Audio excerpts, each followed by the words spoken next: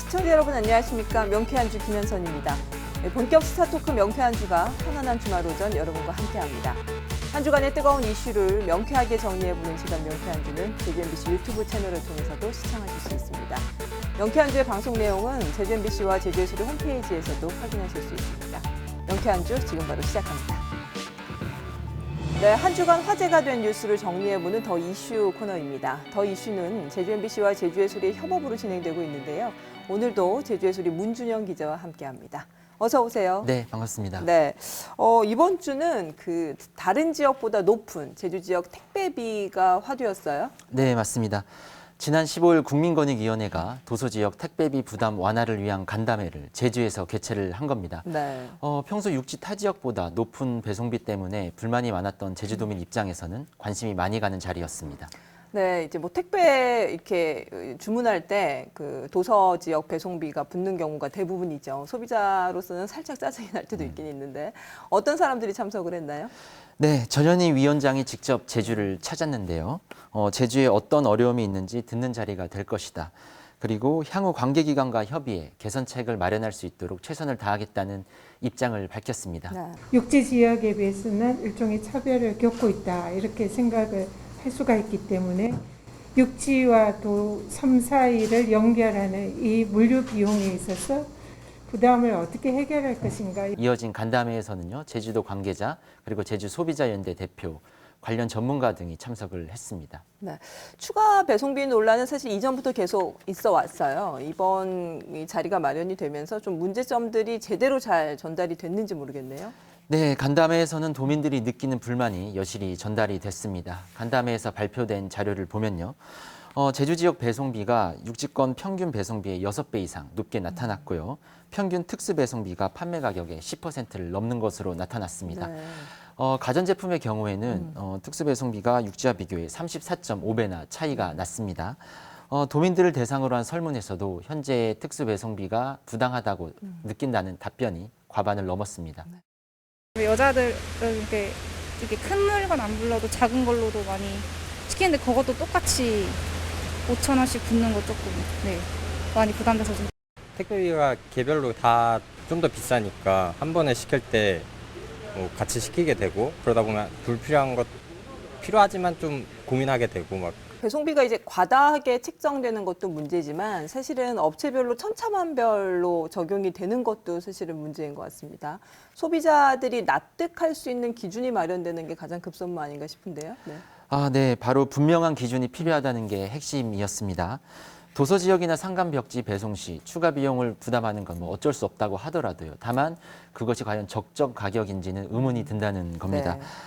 같은 상품이라도 업체 간 특수 배송비 차이가 정말 컸고요. 또 같은 사업자가 판매하는 상품군 내에서도 품목별로 특수 배송비 차이가 정말 컸다는 겁니다. 네. 그래서 어떤 합리적인 기준을 마련하는 제도적 장치가 필요하다, 이런 목소리가 설득력을 얻고 있습니다.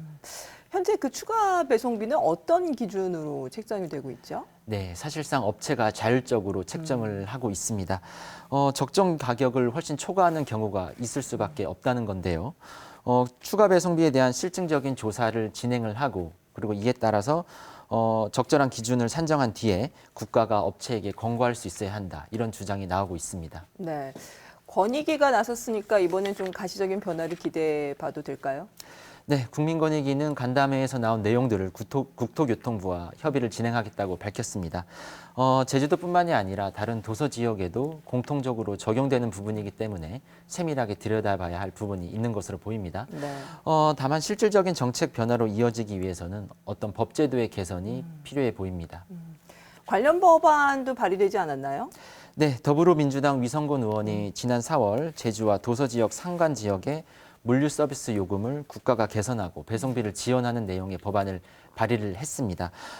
제주도민의 경우 1인당 한 해 평균 50회 정도 물류 서비스를 이용을 하는데 도시 지역에 비해서 1인당 10만 원 정도. 그러니까 제주도민 전체로 따지면 한 해 600억 원 이상 더 지불하고 있다. 이게 입법 취지인데요. 네. 현재 입법률은 소관위에 접수된 상태인데 소관위 심사 그리고 본회의를 거치면서 실제 개정이 될지는 조금 더 지켜봐야 될 것 같습니다. 네. 저희가 그 택배비 이야기를 하고 있습니다만 금주의 택배업계에 정말 중요한 이슈가 있었잖아요. 지금 전국 택배 노동자 조합에서 총파업을 선언을 했고 제주에서도 동참을 했어요. 네, 맞습니다. 전국적으로 택배 노동자 파업이 진행된 가운데 제주의 택배 노동자들도 동참을 했습니다. 사실 2010년대에 들어서 택배 산업이 폭발적으로 성장하지 않았습니까? 더구나 코로나 국면에서도 택배 산업이 계속 급성장을 했는데요. 반면에 택배 노동자들이 현장에서 겪는 처우는 크게 나아지지 않았습니다. 예를 들어서 택배 노동자들이 운송만 하는 것이 아니고요. 하차 작업, 분류 업무까지 진행을 하면서 너무 과도한 업무를 떠안았던 겁니다. 그래서 실제로 택배 노동자 5명이 올해 과로사하기도 했습니다. 사정이 이렇다 보니 택배 노조가 처우 개선을 꾸준히 요구해 왔고요.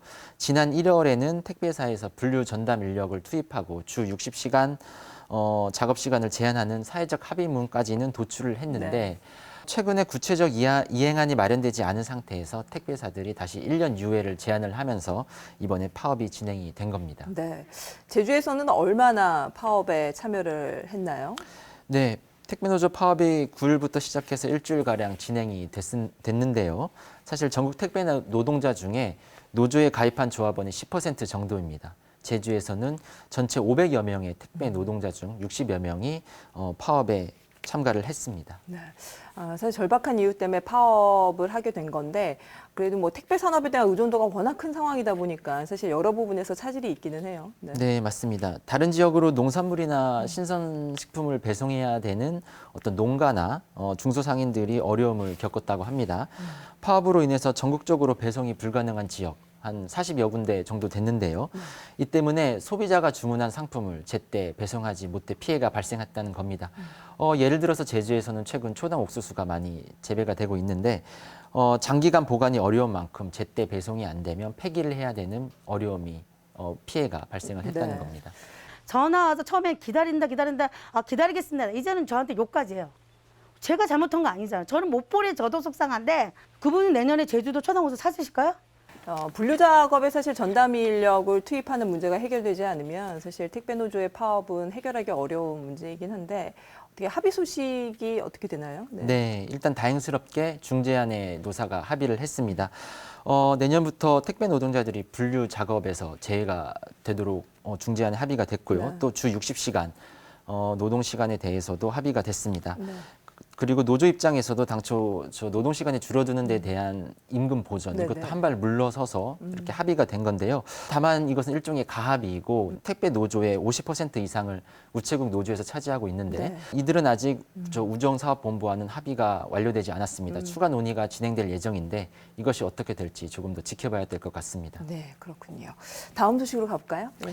네, 이번 주 떠들썩했던 소식 중 하나 바로 한림농협에서 발생한 일인데요. 네네. 감사기관 농협중앙회 검사국을 상대로 직원을 동원해 술판을 벌이고 향응을 제공했다. 이런 폭로가 나온 겁니다. 감사기관의 감사부서랑 피감기관이 한 자리에서 술자리를 했다. 사실 상식적으로 좀 상상이 안 되는 부분이긴 한데 민주노총이 이 부분을 기자회견을 하고 뭐 사진, 뭐 각종 자료들을 제공을 하면서 의혹을 제기를 했어요. 네, 농협법에 따라서 지역 농협에 2년마다 정기 감사가 진행이 됩니다. 이때 감사를 나온 농협중앙회 조합감사위원회 검사국 직원들을 상대로 총 200만 원의 식사를 제공하고 또 비양도 여행도 보내줬다는 겁니다.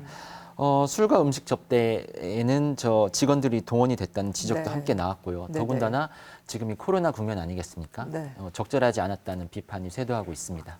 법인카드로 결제를 접대비 결제한 거를 취소하는 일도 있었더라고요. 이게 좀 이렇게 그 파문이 확산될 조짐이 있어서 미리 덮은 건가요? 네, 사건을 은폐하고 무마하기 위해서 재결제를 했다.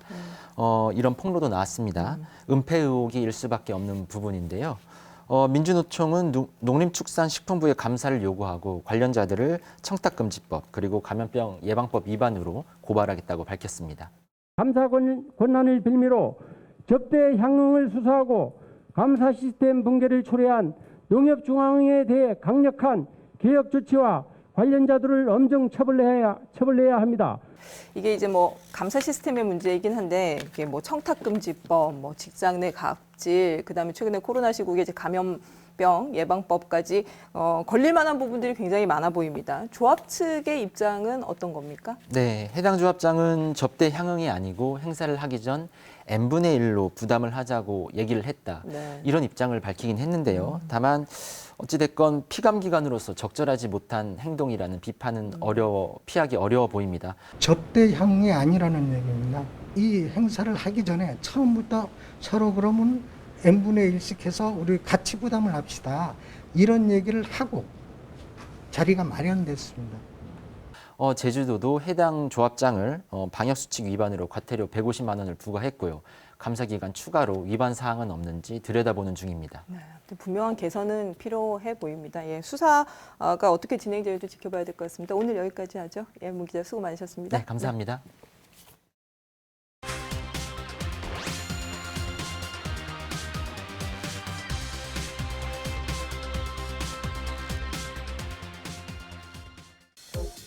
네, 30대 젊은 정치인이 제1여당의 당대표가 됐습니다. 헌정사상 최연소 원내 교섭단체 정당 대표라는 새로운 역사를 쓰면서 온 나라에 관심이 집중되고 있는데요.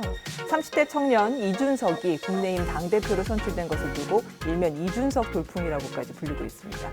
오늘 이슈 토크에서는 이준석 돌풍을 통해 본 정치권의 변화, 그리고 내년 선거와 지역 정치에 미칠 영향 등의 이야기 나눠보는 시간으로 갖도록 하겠습니다. 어서 들어오십시오. 안녕하십니까. 네, 다들 무탈하셨어요? 예. 네, 오늘 아주 그냥 셔츠 색깔들이 그냥 샤방샤방합니다. 아니, 뭐 제가 소문을 들어가지고요. 무슨 김영구 의원님. 곧 탈당하실지도 모른다는. 네? 예. 아, 그러세요? 아, 예. 입당하시나요? 아, 예. 그래서 저희가 이제 색을 이렇게 맞춰서 입는 건가요? 오늘 방송에서 뭐 첫 탈당 선언과 입당 네. 선언하십니까? 네, 어디까지나 이제 시청자 여러분들의 즐거움을 위해서. 네, 돌풍이라는 그 표현이 지금 연일 계속 회자가 됐고 이준석 당대표의 어떤 행보를 계속 조명이 되고 있어요. 지금 연일 화제인데 어떻게 평가하시나요? 개인적으로들. 네, 이번 돌풍에 대해서. 제가 먼저 얘기를 할까요? 예, 예. 하십시오. 그러니까 지금 영선 중진이라는 표현을 굉장히 많이 쓰지 않습니까? 한 번도 국회의원이 되어본 적이 없는 뭐 최고위원까지의 아마 이력을 제가 알고 있는데 이런 분이 어쨌든 대한민국 헌정 역사상 처음으로 원내 정당의 당대표가 됐다는 게 그러니까 사변적인 일로 지금 정치권에서 받아들여지는 것 같습니다. 그래서 이게 뭐 당원 투표 70% 그리고 여론조사 30%를 통해 가지고 대표가 선출이 됐다고는 하는데 일반 당원 선거인단 투표에서는 좀 약간 나경원 전 의원한테 좀 약간 뒤졌다고는 하는데 이 여론조사가 워낙 압도적으로 높게 나와가지고 어쨌든 당대표가 지금 되신 것 같아요. 그러니까 참 이걸 보면은 원래 권력은 부자 사이에도 나눠가지 않는다라는 그런 표현이 있지 않습니까? 많은 정치인들이 세대 교체를 얘기하고 청년을 얘기하고 그러지만 사실 이게 당의 어떤 헤게모니가 기존의 세력에서 그 아래 세력으로 좀 이전되는 게 사실 쉽지는 않은 거거든요. 야, 참 그걸 보면 이렇게 이루어지는 걸 보고 정말 민심의 바다라는 게 진짜 무섭구나. 그러니까 언제든지 성남바다처럼 이 권력의 구조를 재편할 수도 있고 또는 이걸 띄울 수도 있고 좀 그런 걸 많이 봐가지고 어쨌든 참 사변적인 것에 굉장히 동의를 많이 하고요. 아까도 저희가 녹화 전에 좀 잠깐 얘기를 했지만 네. 수락 연설이 되게 인상적이었어요. 그러니까 노래 가사의 일부분을 땄는데 변화에 대한 당대표 나의 거친 생각 네. 그걸 바라보는 당원들의 뭐 불안한 눈빛. 예, 지켜보는 국민들 뭐 아무튼 뭐 이런 얘기를 했는데 어쨌든 기존의 정치 문법에서는 조금 비껴나 있는 신선한 면도 없지 않아 있고 어쨌든 뭐 이제 강론적으로는 좀 더 얘기를 해봐야겠습니다만은 이게 참 정말 재미있는 현상인 것 같긴 하다. 일단 이렇게 평가를 하고 싶네요. 저희는 이제 밖에서 구경하는 사람들이니까 이제 그렇죠. 재미있는 현상이다 했는데 안에 계신 의원님은 어떠세요? 예, 제가 이준석 당대표를 처음 본 게 2012년도 그 당시 대선 때 제가 지도에서 네. 뵀었습니다. 그때는 참 풋풋하고 이제 어린 미소년 같은 그런 느낌이었습니다. 그래서 제가 보기에는 아까 뭐 영선의 우리 당대표라고 말씀하시는데 제가 보기에는 준비된 당대표다. 왜냐하면 그동안 3번이나 뭐 저희 당 입장에서는 험지라고 할 수 있는 그런 서울 노원, 굉장히 이제 야성이, 진보성이 강한 그 지역에 3번이나 출마하면서 뭐 당에서는 그 당시에 청년 비례대표로 국회에 입성하라고 하는 그런 제의도 이제 과감하게 뿌리치고, 제가 보기에는 우리 이준석 당대표가 지금 국민들이 바라보는 여러 가지 열망 그리고 희망을 저는 받고 이번에 당대표가 됐다고 보면서, 사실 저희 당 입장에서는 굉장히 고무적입니다. 물론 우리의 시각도 있지만 특히 젊은 층들을 아우를 수 있는 그런 당대표가 됐다는 게 저는 참 희망적으로 보고, 뭐 이렇게 세월을 거슬러 보니까 이준석 당대표께서 태어난 그 해가 제가 대학교 입학했던 그 시기라서 어찌 보면 세월이 참 빠르긴 한데 네. 그래도 우리 국민의힘의 미래를 이번에 우리 당대표 선거로 인해서 다시 한번 보게 됐다는 말씀을 드리겠습니다. 왜 그렇게 웃으세요? 아니 저희가 녹화 전에 얘기했던 거하고는 좀 약간 결이 방송이니까. 근데 이 현상에 대해서 엄청난 지금 뭐 평론들이 쏟아지고 있는데, 이제 아무튼 세대 교체에 대한 열망이 있다라고 보는 시간이 가장 그 보편적이잖아요. 하지만 또 반대쪽에서는 그 인식과 철학이 젊지 않은데 이것이 어찌 세대 교체인가, 또 이런 시각도 있어요. 예, 요 쪽에 포인트를 맞춰서 좀 이야기를 더 이어가 볼까요? 예. 제가 보기에는 이준석 대표가 이제 내세우는 수락연설에서 했던 얘기가 공존과 공정이었습니다. 과연 우리 국민들이 그동안 바라는 여러 가지 염원 자체가 이번 저희 당대표 선거를 통해서 어찌 보면 공정하고 정의로운 그런 대한민국을 만들어 달라는 우리 국민들로 하여금 앞으로 우리 국민의힘에 대한 뭐 여러 가지 역할, 기대라고 저는 판단하고 싶습니다. 일단 기본적으로 국민의힘 자체가 지난 총선과 대선에서 정말 괴멸적인 패배를 당했기 때문에 어떻게 보면 지금과 같은 사변이, 정치적인 사변이 일어나지 않았나 싶기는 한데요. 아마 그거는 좀 한번 좀 생각을 해봐야 될 것 같습니다. 그러니까 예를 들어서 이제 이준석 대표의 이 화려한 등장이 어떻게 보면 이제 청년 세대의 상실감, 그리고 이제 그 어떤 MZ 세대의 어떤 그 집결된 어떤 힘의 이 분출이라고 이렇게 판단을 하시는 분들이 좀 있는 것 같은데, 사실 물론 생물학적 나이로만 보면은 분명히 이 대표 같은 경우에는 뭐 청년이 맞고 그런 면으로는 볼 수는 있습니다만은 그럼에도 불구하고 이 대표의 면면이나 어떤 정치계 입문 과정을 보면은 과연 이 정도의 내용을 가지고 청년을 대변할 수 있다고 봐야 되는가에 대해서는 좀 약간 좀 생각을 해볼 필요가 있는 것 같습니다. 어쨌든 뭐 하버드 대학교를 졸업하고 뭐 원래 프로그래머라고 해요. 그래서 프로그래머 출신이라서 그런지 몰라도 TV 토론이라든가 이런 걸 할 때 보면은 굉장히 논리적이고 좀 약간 샤프한 좀 그런 모습을 많이 보이긴 하는데, 사실 정치 입문 같은 경우에는 아버지가 이제 유승민 전 의원의 이제 친구라고 하시더라고요. 네. 그러다 보니까 유승민 의원실에서 인턴을 시작을 해가지고 나중에 뭐 다들 아시겠습니다만 이제 박근혜 대통령이 옛날에 그 손수조 씨랑 같이 이렇게 좀 정치에 발탁을 하게 된 그런 케이스인데, 사실 이걸 보면은 이제 청년 정치를 하는 많은 분들이 그러니까 뭐 자기가 온라인으로 입당 원서를 써가지고 정말 당의 바닥에서 시작해가지고 뭐 정치의 문화를 하나씩 익혀가지고 서서히 성장하는 그런 거하고는 좀 분명히 결이 다른 것 같다. 반론. 물론 이준석 대표가 그 학벌로 따지면은 흑수저는 아닙니다. 근데 저는 그 이준석 대표가 그동안 걸어온 길을 보면, 특히 정치적으로 걸어온 길을 보면 굉장히 험한 정치 역경을 거쳤고, 그리고 주관이 확실합니다. 그리고 자기가 하고 싶은 말은 거침없이 하고요. 이런 준비된, 어찌 보면 그리고 준비됐고 그동안 해왔던 10년 동안의 그런 정치적인 노하우가, 저는 아까 우리 고재일 기자님께서 청년들에 대한 뭐 역할 그리고 기대에 대해서 좀 과대 포장된 게 아니냐고 생각하는데, 저는 지금부터가 이준석 대표가 이제 해야 될 역할이 아마 그런 쪽이라고 생각합니다. 뭐 지금까지 해왔던 부분은 사실 일면 부족함이 있을 수도 있습니다. 왜냐하면 뭐 제도권에 있는 그런 국회의원이 아니었기 때문에 말 그대로 제도권 밖에서 이제 본인이 할 수 있는 그런 역할의 한계가 있거든요. 그래서 저는 지금부터는 이제 2년간의 당대표 그 임기가 보장돼 있기 때문에 이제부터 이제 이준석의 시대가 왔다는 그런 생각을 저는 하고 있습니다. 저는 이제 이준석 대표에 대해서 그렇게 부정적으로 제가 이렇게 뭐 재단하려는 건 아니고요. 분명히 이준석 대표가 멋있는 면은 있어요. 분명히 그러니까 아까도 이제 험지 출마를 했다고 하셨는데 국회의원 선거를 3번을 떨어졌는데 3번 다 노원구에 아마 출마를 해가지고 뭐 상대도요 안철수 뭐 대표 그리고 고노회찬 전 의원. 그러니까 사실 정말 어떻게 보면은 험지 중에서도 진짜 A급 험지에서 진짜 버텨낸 그런 정치적인 역량을 뽐낸 청년이 아닐까 싶은데 네. 말이 좀 버벅이네요 오늘. 네. 노회찬 그 전 국회의원 같은 경우에도 이준석 대표에 대해서 예전에 정말 탐이 나는 인재다.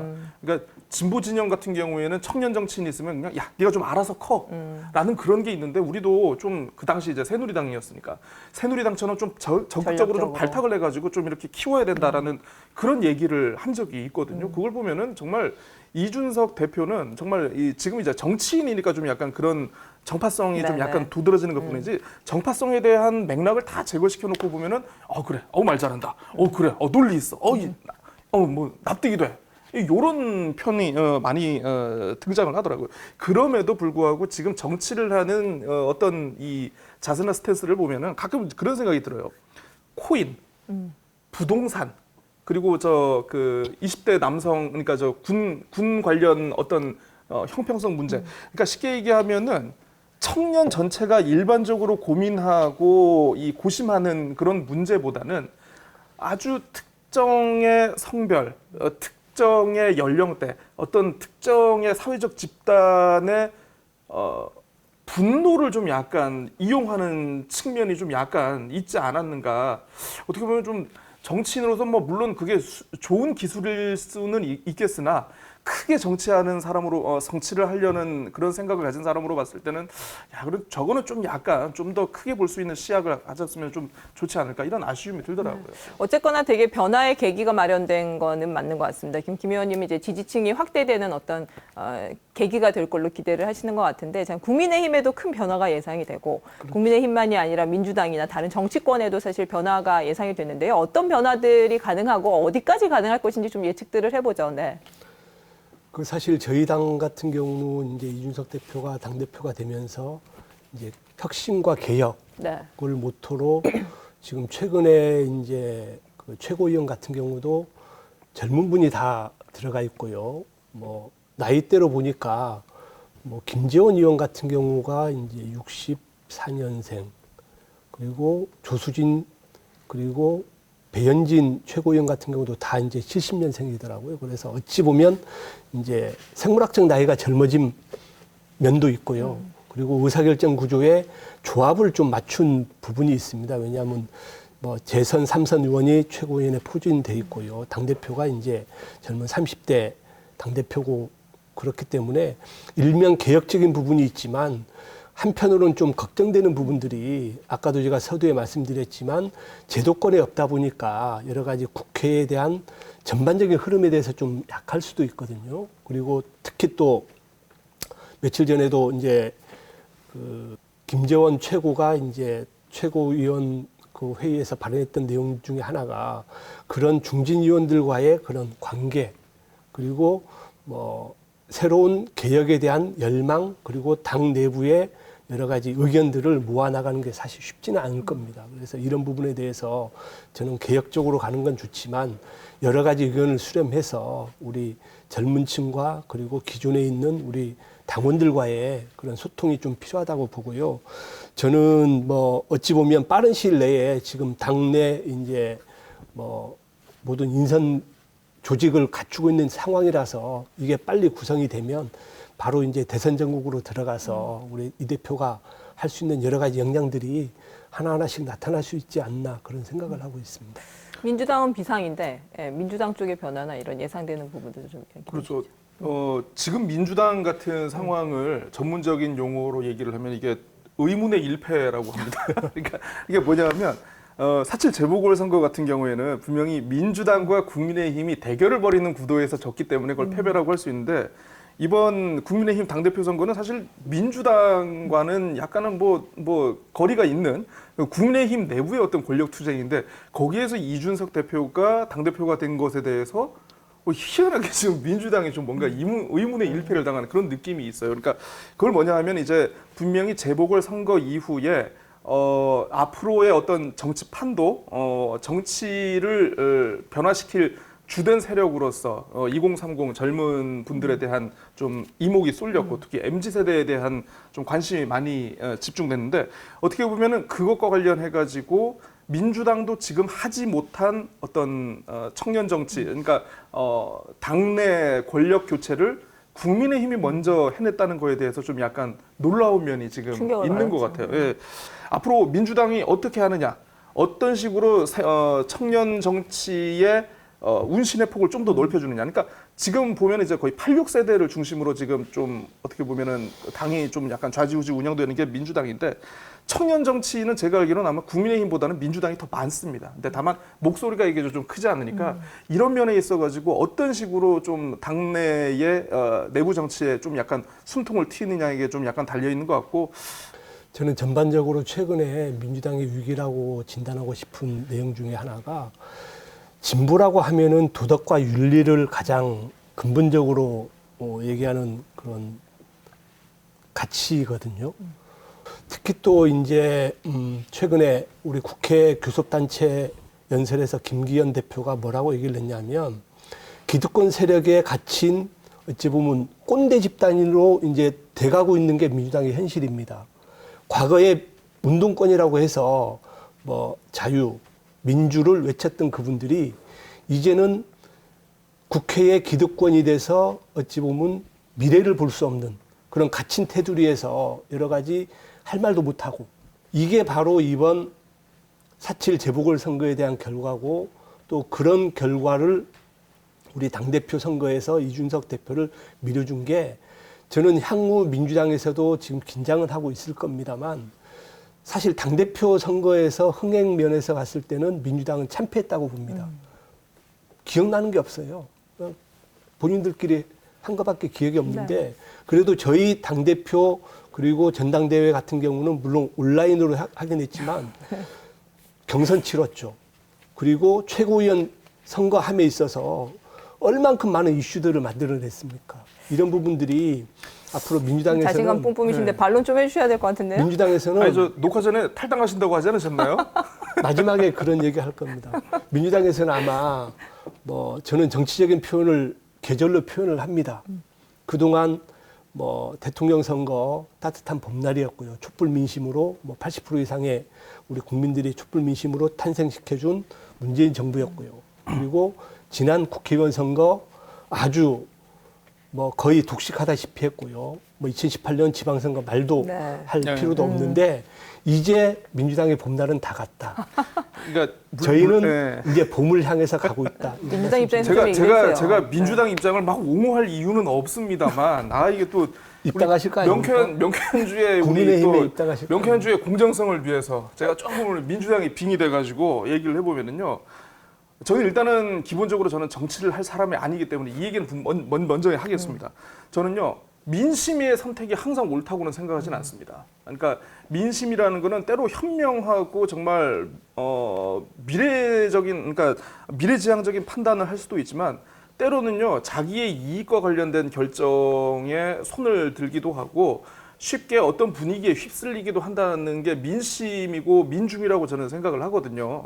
뭐 물론 상황에 따라서는 굉장히 민심이라는 게 엄청난 시대적인 힘을 보여주긴 합니다만은.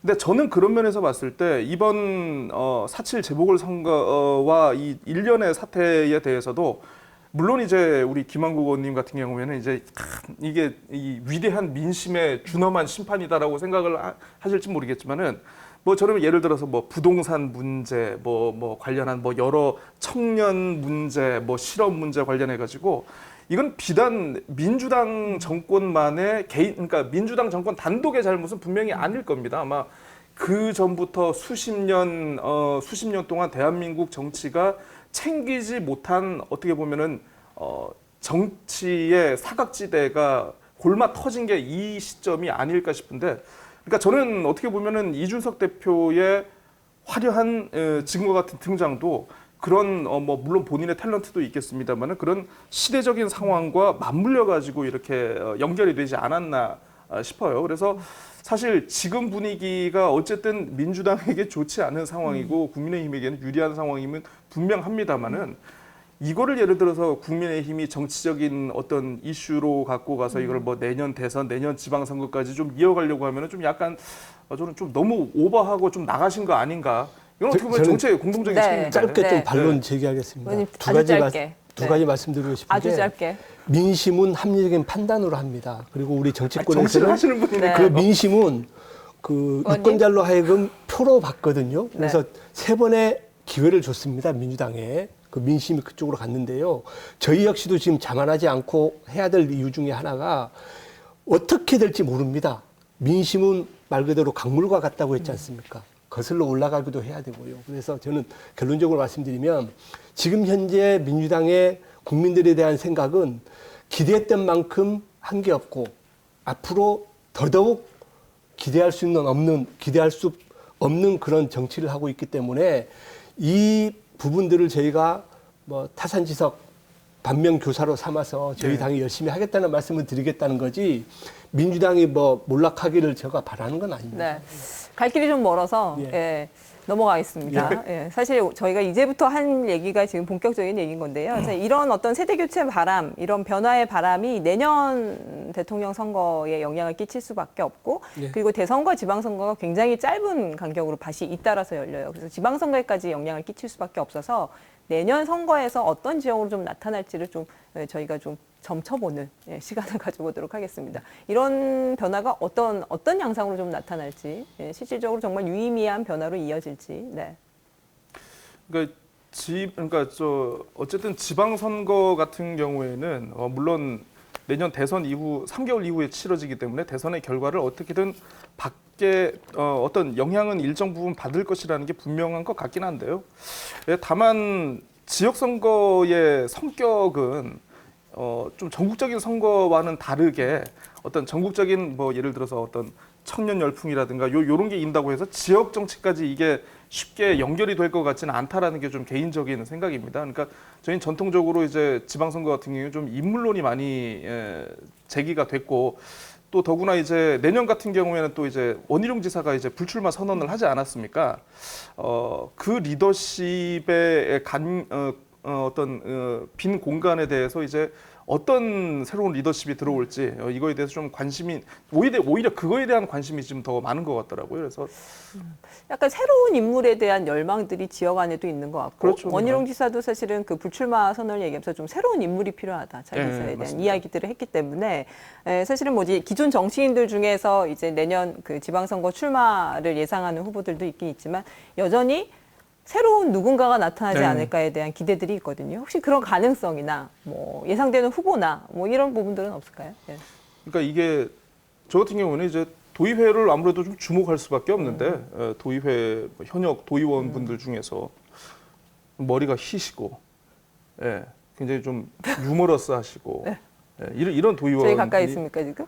아니 저 강철남 의원님 얘기하는 그렇군요. 농담이고요. 네. 아니 뭐 우리 저 김학우 의원님도 뭐 충분히 잘하시는 분이고 하니까 근데 항상 얘기를 하다 보면은 국회의원 3명이 빠지지 않고 이렇게 언급이 되는데 아마 많은 도민들이 느끼시기에는 좀 약간 좀 피곤함을 좀 불러일으킬 수 있는 좀 그런 인물들이 아닌가 지금 언급되는 인물들이 좀 이거에 대해서는 좀 약간 좀 지켜봐야 될 것 같습니다. 어쨌든 좀 제주 정치의 물갈이 저도 기다리는 한 사람으로서. 근데 그 새로운 인물에 대한 저는 그 개념을 저는 좀 달리 갖고 싶은 게 뭐냐면 과거에는 어느 날 갑자기 이제 낙하산 인사 비슷하게 선거 때 딱 출마하겠다고 했던 분들이 어찌 보면 새로운 인물이라고 얘기를 했었습니다. 근데 저는 그렇게 보지는 않고요. 아까 구재일 기자님 얘기했지만 정치도 어찌 보면 단계를 밟아서 가야 된다는 게 저는 정치 소신이거든요. 그래서 물론 새로운 인물이라고 하면 뭐 새롭게 나타나는 인물도 좋지만 사실 단계를 밟아서 가는 부분들도 저는 새로운 인물이라고 볼 수 있거든요. 네. 그래서 저희 의회에서도 지금 뭐 민주당에서 몇 분이 지금 준비하고 있는 걸로 알고 있고 저희 당에서도 이제 여러분들이 준비를 하고 있는 걸로 알고 있는데 가장 중요한 부분은 인물론도 인물론이지만 우리 세대 간의 그런 여러 가지 그 포지션에 대한 분석도 좀 필요하다고 봅니다. 지금까지 선거 통계를 보면 이제 40, 50대는 진보적인 성향이 많고요. 60대 이상은 굉장히 이제 보수적인 성향을 갖고 있는데 중요한 부분은 지난번 이제 우리 21대 국회 그리고 우리 지방선거 때부터 이제 젊은 청년들이 개입을 함으로 인해서 어찌 보면 젊은 청년들이 캐스팅 보드 역할을 많이 했다고 저는 봅니다. 그래서 내년에 우리 대선 같은 경우도 그 우리 청년들에 대한 여러 가지 이슈 그리고 청년들에 대한 정책들을 내놓는 후보가 분명히 나올 것이라고 보고요. 특히 제주도 같은 경우도 지금 청년들과 관련된 여러 가지 정책들이 있지만 아직도 청년들은 목말라 하거든요. 그래서 저는 인물론도 인물론이지만 얼만큼 많은 정책들을 그 계층에 맞게 내세우느냐가 어찌 보면 중요하다고 보고요. 그런 정책들이 제가 봤을 때 내년에 많이 나올 것 같습니다. 대선도 그렇고 이번 4.7 그 재보궐선거에서도 가장 큰 이슈 중에 하나가 청년과 관련된 여러 가지 정책이었거든요. 그래서 저는 내년 대선을 그리고 지방선거를 조심스럽게 예측해 볼 때 인물론도 중요하지만 아마 그 정책적인 부분이 굉장히 좀 가치 판단에 중요한 요소가 아닌가 그런 생각을 하고 있습니다. 정책적인 부분이 가치 판단에 있어서 중요한 요소라는데 동의하고 저기 받아가지고 하나 더 얹으면요. 그 중앙선관위원회 그 선거 통계 시스템을 한번 이렇게 보니까 2018년 6.13 지방선거 당시에 후보자 지역 그리고 지역구 비례대표 합쳐서 제주에는 총 93명이 나왔습니다. 네. 그러니까 뭐 43석이니까 2대1 조금 넘는 경쟁률을 어쨌든 펼쳤던 것 같고요. 자, 그런데 제가 연령별로 보니까요. 30대 미만이 지역구 비례대표 합쳐서 2명. 30대에서 40대 미만이 이제 모두 5명. 그러다 보니까 전체 그 후보자 가운데 40대 미만, 그러니까 우리가 뭐 조례라든가 관련 법에 따라서 청년이라고 얘기할 수 있는 그런 분들이 7명, 10%도 안 됩니다. 7.5%밖에 안 되더라고요. 그러니까 그나마 그 중에는 또 어떤 경우가 있느냐 하면 후보라기보다는 그냥 여성 할당이라든가 청년을 어쩔 수 없이 넣어야 되니까 본인의 의사와는 상관없이 출마한 케이스도 있는 걸로 제가 알고 있습니다. 모 국회의원분의 뭐 비서였던 걸로 알고 있는데 또 이제 청년 정치와 관련해 가지고 또 하나 또 제가 고민할 게 뭐냐 하면 청년 정치를 하기 위해서 많은 분들이 어쨌든 뭐 물론 잘 보이지는 않지만 그래도 도전들을 하고 계십니다만은 뭐 이제 주로 보면은 스펙트럼이 너무 제한돼 있어요. 뭐 이제 학생회장 출신들 그리고 이제 그 당직 하셨던 분들 그리고 이제 뭐 청년회 하셨던 분들 그러다 보니까 좀 그 청년 정치인들로부터 나올 수 있는 어떤 정책의 참신성, 어떤 효용성 이런 게 기존에 했던 내용들을 좀 약간 컨트롤 C 컨트롤 V 하는 좀 느낌도 없지 않아 있어가지고 아마 유권자들이 봤을 때는 그냥 나이만 젊지 좀 약간 정책의 참신성이 없지 않은가 이런 부분에 대해서도 좀 한번 고민을 해보고 서로 청년 정치를 하시려는 분들은 좀 그에 대해서도 좀 한번 고민을 좀 많이 해봐야 되지 않을까 싶습니다. 저는 제도적으로 좀 청년과 관련돼서는 좀 우리 중앙선관위라든지 법 개정을 통해서 좀 변화가 좀 필요하다고 생각하는 게 뭐냐면 선거를 할 때 돈이 많이 듭니다. 어쨌든 기본적으로 그 예로 기탁금 같은 경우도 이제 보통 이번 이준석 우리 대표 같은 경우도 8천만 원을 기탁금으로 내서 이제 당대표에 출마를 했거든요.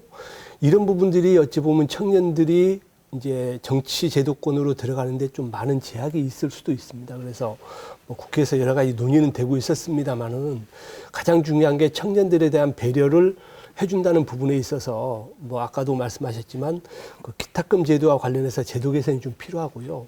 그래서 그리고 그동안 청년들이 어찌 보면 정치권에서 이용한 면들이 많습니다. 뭐 대규모 뭐 토론했을 때 뭐 동원이라든지 근데 그때뿐이었거든요. 말만 합니다. 그래서 이런 과정들을 겪으면서 청년들이 생각한 게 뭐냐면 우리의 목소리를 내자. 그래서 지금 전국적으로 청년 그 유권자 관련해서 여러 가지 모임도 만드는 것으로 알고 있는데 어찌 보면 제도를 좀 변화시켜 줘야 되고요. 그리고 또 그 청년들에 대해서 뭐 지역구 비례대표가 있지만 저는 지역구에도 청년들이 나가야 되지만 비례대표 같은 경우에도 그동안 관례를 보면 뭐 당에 충성을 하고 뭐 도당위원장의 측근이 이런 그 여러 가지 안 좋은 선례들이 있기 때문에 청년과 관련해서는 저는 이런 부분들이 뭐 우리 지방정치도 그렇고 중앙정치도 그렇고 특히 지방정치 같은 경우는 중앙정치에 비해서 많이 지금 개선이 필요한 여건입니다. 하나의 예로 비례대표 같은 경우를 청년으로 일단 채우는 그런 여러 가지 제도 개선도 필요하다고 보고요. 그리고 가장 중요한 부분은 청년의 관심과 참여입니다. 사실 제주도 같은 경우에는요. 정치를 희망하는 청년들이 좀 갈 수 있는 그런 뭐 아카데미 그런 교육 프로그램도 별로 없고요. 그리고 청년들이 가려고 해도 뭐 본인들이 크게 관심 갖지도 않고 그래서 저는 항상 얘기하는 게 청년이 당사자가 돼서 제도를 만들고 그 제도를 이루려고 하면 제도권으로 들어가야 된다. 그러면 당신들이 들어가기 위해서는 평상시에 공부도 하고 그리고 청년 정책에 대한 이슈도 내세워서 도민들로 하여금 평가를 받고 그리고 제도권에 가서 당신들의 목소리를 내세워 주세요 함에도 불구하고 아직도 저희 당도 그렇고 민주당도 그렇고 그런 정치적 꿈을 갖고 있는 청년들이 그렇게 많지는 않다고 봅니다. 김 의원님, 그 이번에 이준석 대표 그 취임을 하면서 네. 공정을 얘기하면서 되게 테스트, 평가 이런 거 얘기를 많이 하시고 네. 이분이 할당 이런 거를 별로 안 좋아하시더구만요. 그러니까요. 네. 근데 저는 할당 그 얘기하셨어요. 부분에 지금 대해서는- 당 대표의 지침에 반기를 드시는 그렇죠. 겁니까 지금? 그 부분에 대해서는 저는 뭐 물론 그 여러 가지 테스트 좋은 면도 있고 안 좋은 면도 있습니다. 하지만 이런 부분에 대해서는 분명히 아마 의견 수렴을 할 겁니다. 뭐 예를 들어 내년에 뭐 공천할 때 무슨 쉽게 말하면 이제 시험을 본다. 뭐 엑셀 기본적인 능력을 본다. 이런 거는 괜찮습니다. 아, 엑셀을 본답니까? 뭐 그런 얘기도 공천할 때 있더라고요. 시험 본다 그랬는데 의원님도 시험 봐야 될지도 몰라요. 아니 근데 봐도 좋은데 저는 그런 부분에 대해서는 뭐 그 생각도 나쁘다는 건 아닌데 그 생각을 진행함에 있어서는 의견 수렴은 필요하다. 특히 그 정치를 희망하시는 분 그리고 기존 정치인들하고 아마 제가 봤을 때 그냥 밀어붙일 것 같지는 않고요. 그리고 그런 부분에 대해서 이준석 대표가 저는 아주 합리적이라고 생각하고 있기 때문에 저는 사실 그 부분에 대해서는 일면 좀 부정적인 생각을 좀 하고 있습니다. 그래서 뭐 아까 그 할당제 같은 경우도 저는 누구한테라도 말씀드리고 싶은 게 청년에 대해서는 배려를 해서 청년 할당제는 저는 필요하다는 생각을 갖고 있습니다. 본론으로 다시 돌아가서 이제 그 청년에 대한 어떤 공약 이런 것들이 정책 개발 이런 것들이 선거의 어떤 승패를 좌우하는 굉장히 중요한 이슈가 네. 됐고 그보다 이제 더 나아가서 청년들이 직접 정치에 참여하는 어떤 그런 토양들이 마련됐으면 좋겠다는 건데 지역에서 이제 내년 도의원 선거도 있고 막 이렇기 때문에 지역에서 그 청년들 중에 좀 어떤 정치에 대한 관심이 있거나 희망을 보이거나 예상이 되는 뭐 인사들은 좀 있습니까? 어떤가요? 이게 참 어려워요. 이게 청년 정치 관련하고 운동하시는 분들이 본인들의 활동을 직접적으로 정치하고 좀 약간 연결하는 걸 좀 약간 아직은 부담스러워 하시는 분들이 있는 것 같고, 그러니까 사실, 야, 나는 정치해야지 해가지고 정치에 들어오는 게 아니고, 내가 하는 활동이, 정치랑 연장이 될 수 있으면은, 좀 한번 그 기회를 한번 좀 이렇게 좀, 적극 이용을 해보고 싶다. 이런 생각들은 좀 있으신 것 같더라고요. 근데 다만 이제 청년 정치에 대해서 아직은 뭐 전국적인 현상이 좀 이번에 이준석 돌풍이 있습니다만은 아직 좀 도민 사회에서는 조금 이게 좀 약간 부족하지 않은가 좀 그런 얘기를 좀 많이 하는 것 같고요.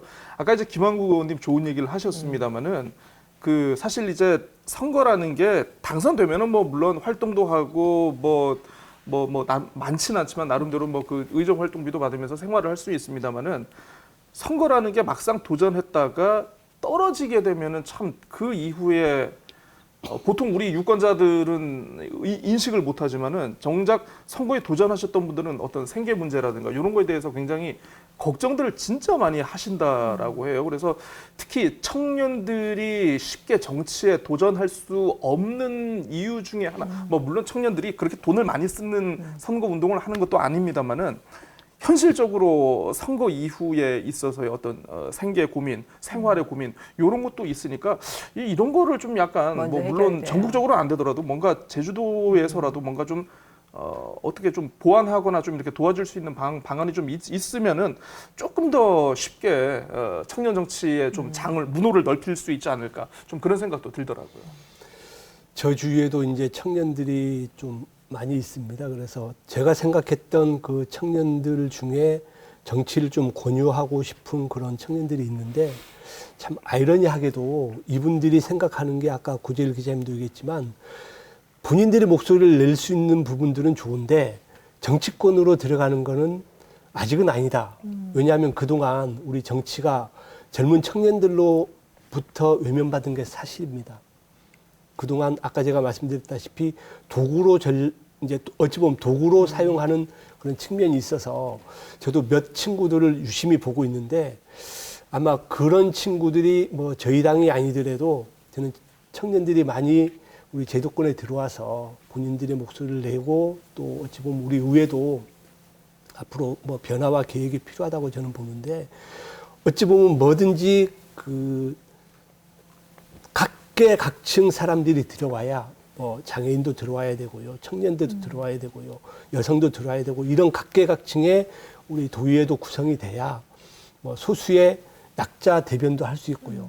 청년들의 목소리를 내고 싶은데 가장 중요한 부분은 이런 청년들을 발굴해야 되는데 그게 어찌 보면 기존 정치인들의 저는 숙제고 또 몫이라고도 생각하는 게 저희가 그분들로 하여금 모범을 보여야 그분들이 정치를 하고 싶은 마음이 생기기 때문에 오늘 이 자리를 통해서라도 이번 기회를 통해서라도 저도 더욱 열심히 해서 우리 청년들이 정치를 할 수 있게끔 하고픈 욕구가 생기도록 제가 열심히 하겠다는 말씀을 드리겠습니다. 김원국 의원님 같은 이런 생각을 가지신 분은 좀 계속 정치를 하셨으면 좋겠네요. 저 방송 끝나고 저랑 같이 저 엑셀 하러 가시죠.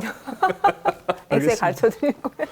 기본적으로 저는 엑셀은 할 수 있습니다. 아무튼 뭐 그 당대표 선거를 계기로 해서 변화의 어떤 키워드는 사실 이 정치 지형을 바꾸는 굉장히 중요한 키워드가 될 것 같고 아까 얘기하신 좀 다양한 계층의 정치 참여가 필요하다는 인식도 좀 확산되는 계기가 된 것 같습니다. 마지막으로 어떤 이러한 열풍에 대해서 마지막으로 좀 어떤 메시지를 전달하거나 뭐 바람을 전달하거나 하는 시간을 좀 갖도록 하죠. 김한국 의원님 어느 분한테 마지막 메시지 전달하고 싶으세요? 네, 저는 이번에 우리 국민의힘 당대표로 선출되신 대학 이준석 때 태어난 예, 이준석 당대표께 1번 카메라 보고 깨톡을 날리겠습니다. 이준석 대표님, 저는 참 기대가 많습니다. 대한민국이 지금 절망과 그리고 특히 청년들 많이 어려워하고 있습니다. 변화와 혁신 그리고 공정과 공정이 함께 갈 수 있는 대한민국 그리고 저희 국민의힘을 만들어주시고 그런 원동력이 되는 중심에 이준석 대표가 있어주시기를 바라면서 더불어서 열정과 추진력을 갖춘 우리 당대표로서 내년 대선 그리고 지방선거 승리까지 이끌어내서 우리 국민의힘이 국민들로 하여금 또 다른 신망과 그리고 열망을 받을 수 있는 그런 당으로 만들어주시길 부탁드리겠습니다. 네. 탈당 안 하시려나 봐요. 고 기자님. 예. 그 김한국 의원님께서 네. 이제 이준석 대표에게 깨톡을 남기셨으니까 저는 더불어민주당의 송영길 네. 대표님께 한 말씀 드리겠습니다. 사실 농부는 밭을 탓하지 않는 법이죠. 민심의 변화에 대해서 탓하시기보다는 담담하게 받아들이시고 진정성을 가지고 원칙 함께 이렇게 노력을 하셔가지고 국민의힘과 잘 경쟁을 하셔가지고 국민들을 위한 좋은 정책 계속 용기 잃지 말고 개발을 하셨으면 좋겠습니다. 감사합니다. 네. 예, 오늘 고생들 하셨습니다. 네. 편안한 토요일 오전에 함께한 명쾌한 주 다음 주에도 유쾌한 시사 토크로 찾아오겠습니다. 저는 다음 시간에 뵙겠습니다. 고맙습니다. 고맙습니다.